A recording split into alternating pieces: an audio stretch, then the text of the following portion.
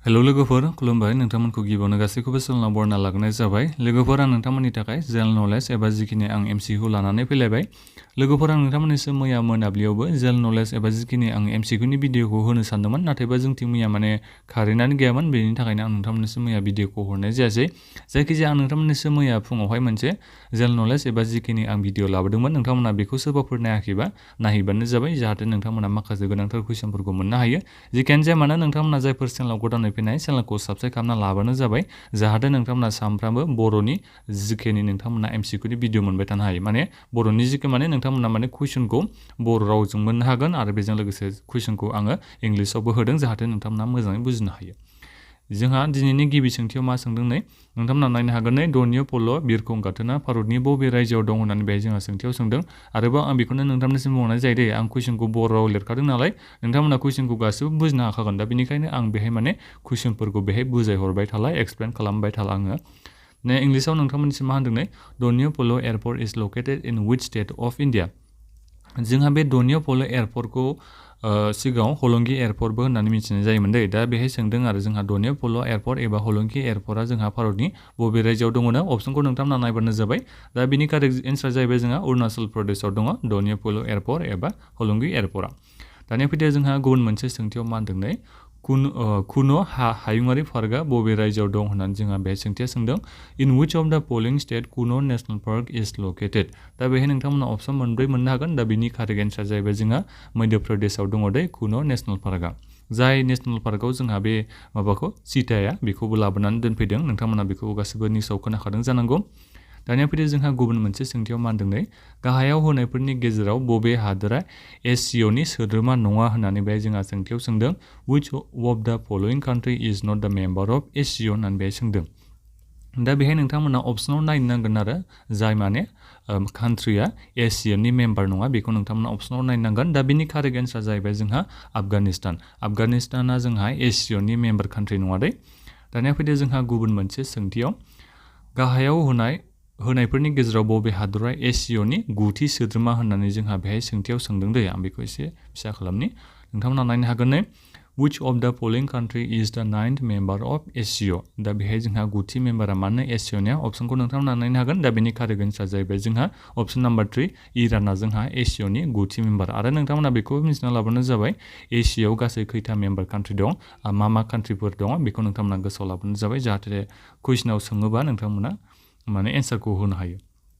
दा बेनिफ्राय फैदो जोंहा सार्कनि आबुं महर बेहाय फुल फर्म अफ सार्क बिनि सार्कनि फुल फर्मखौ जोंहा बेहाय सोंदों आरो दा बेहाय नोंथांमोना अपसन मोनब्रै मोननो हागोन। दा बिनि जोंहा सार्कनि फुल फर्मा जाहैबाय South Asian association for regional corporation. Option number 1आ जोंहा बे कारेक्ट एन्सार दै। लोगोफोर नोंथांमोननो बे PDF फाइलखौ नांगौबा नोंथांमोना भिडिअ डिसक्रिपसनाव मोनसे लिंक मोननो हागोन दे। बे वेबसाइटआव नोंथांमोना भिडिअ डिसक्रिपसनाव होनाय लिंकआव नोंथांमोना थांबानो जाबाय अब्ला नोंथांमोना बे PDF फाइलखौ डाउनलड खालामनानै नोंथांमोना फरायनो हागोन एबा रिभिजनबो नोंथांमोना खालामहैनो हागोन। दानिया फैदो जोंहा गुबुन मोनसे सोंथियाव मा होनदों नै ग्रीक्सनि राजथावनिया मा होननानै बेहाय सोंदों आरो व्हाट इज द केपिटेल अफ ग्रीस। दा बेहाय नोंथांमोना नायनांसिगोन ग्रीसनि केपिटेला मानो जोंहा एथेन्स। अपसन नाम्बार 2आ जोंहा बेयो कारेक्ट एन्सार दै। दानिया फैदो जोंहा बबे दैमाया भारतनि सोनाबथिं बोहैलांनाय दैमा होननानै जोंहा बेहाय सोंथियाव सोंदों दै which one is a west flowing river of India होननानै बेहाय सोंदों। नोंथांमोना अपसनखौ नायनो हागोन नर्मदा दङ गदाबरि दङ कृष्णा दं महानदी दं। दा बिनि कारेक्ट एन्सार जाहैबाय जोंहा वेस्ट फ्लोयिं रिभार अफ इन्डिया जाहैबाय जोंहा नर्मदा।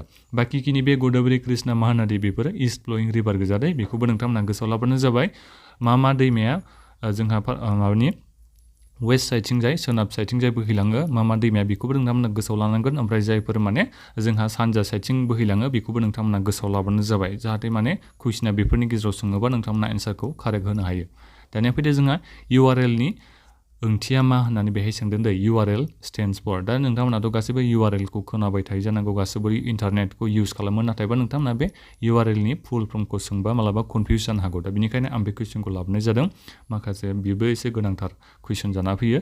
दा बेहाय नोंथांमोना अपसनखौ नायनो हागोन इउनिभार्सेल रिसार्च लिस्ट दङ इउनिभार्सेल रिसोर्स लिस्ट दङ इउनिफर्म रिसोर्स लकेटर दङ इउनिफर्म रिसार्च लकेटर दं। दा बिनि कारेक्ट एन्सार जाहैबाय जोंहा अपसन नाम्बार 3 दै URL नि फुल फर्मा जोंहा मानो इउनिफर्म रिसोर्स लकेटर बे जाहैबाय जोंहा कारेक्ट एन्सार।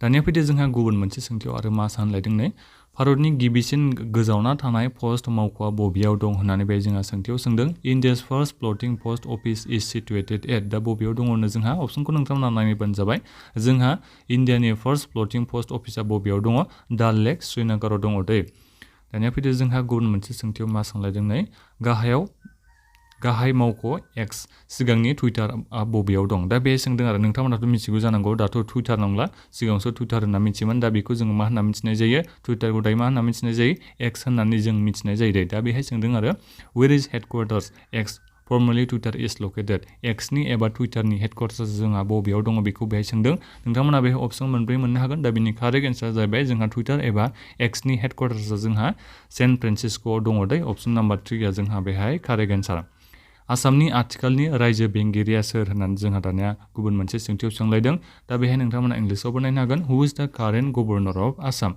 मोनब्रै अपसन मोननो हागोन जगदीश मुखी दङ गुलाब चांद कटारिया दङ आरो मोननै अपसन दंबावो दा बेहाय नोंथांमोननि कारेक्ट एन्सारा जागोन गुलाब चांद कटारिया दै अपसन नाम्बार जोंहा 2आ कारेक्ट एन्सार दा लोगोफोर दिनैनि थाखाय बेखिनियानोमोन आं एमसिकिउ लानानै फैलायबाय नोंथांमोननि थाखाय नोंथांमोना चेनेलावल' आपडेट थाबाय थाबानो जाबाय आं एमसिकिउनि माबाखौ एसे बारायबाय थागोन जेनेबा एमसिकिउआ एसे खम जाबावदों बियो आं जायखिजाया 20नि बारा एमसिकिउ लाबाय थानो नाजागोन मोनसे भिडिअ जायखिजाया नोंथांमोना चेनेलावल' आपडेट थाबानो जाबाय मोनलांबाय थागोन बेबादिनो दा बेखिनियानोमोन माबाफोर सोंनांगौ दङबा नोंथांमोना भिडिअ कमेन्ट बक्सआव कमेन्ट खालामनो हागोन बे भिडिअखौ नोंथांमोना लोगोफोरनो शेयार खालामना होबानो जाबाय जाहाथे गासिबो आपडेट मोननो हायो गोजोन्थों